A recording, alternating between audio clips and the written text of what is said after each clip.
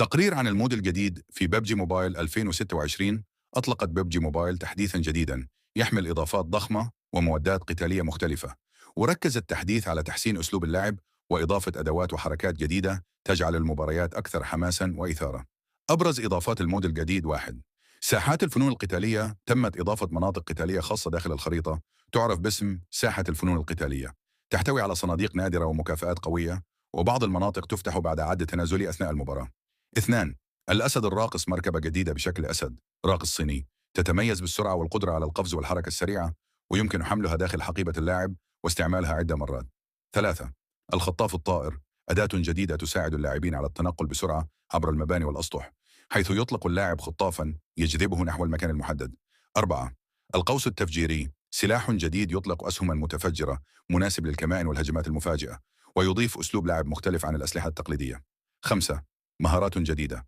التحديث أضاف قدرات خاصة مثل التمويه التكتيكي، المنجنيق الهوائي، تتبع الأعداء وإظهار نسبة صحتهم، تحسينات على مهارات السوق السوداء والإمدادات الجوية، تحسينات الأسلحة.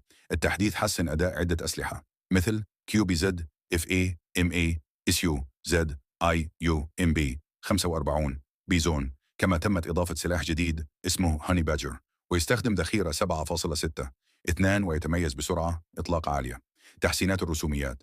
ركز التحديث الجديد على تحسين الإضاءة والظلال، زيادة جودة التفاصيل داخل الخرائط، سلاسة الحركة أثناء القتال، مؤثرات بصرية أقوى أثناء الانفجارات والاشتباكات، تعاونات وأنميات جديدة.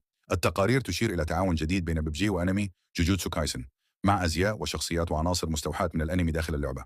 تقييم اللاعبين للمود: حصل المود الجديد على تفاعل كبير بسبب التنقل السريع، الإضافات القتالية الجديدة، تنوع أساليب اللعب، الجو الحماسي داخل الخرائط. لكن بعض اللاعبين اشتكوا من زيادة قوة بعض المهارات مقارنة بالأسلوب الكلاسيكي. الخلاصة: يعتبر مود ببجاي الجديد من أقوى التحديثات الأخيرة، لأنه جمع بين الأكشن السريع والأسلحة الجديدة والمهارات الخاصة، مع تحسينات كبيرة في الجرافيك وتجربة اللعب بشكل عام، وهو مناسب جدا لمحبي المواجهات السريعة واللعب الجماعي المليء بالحماس.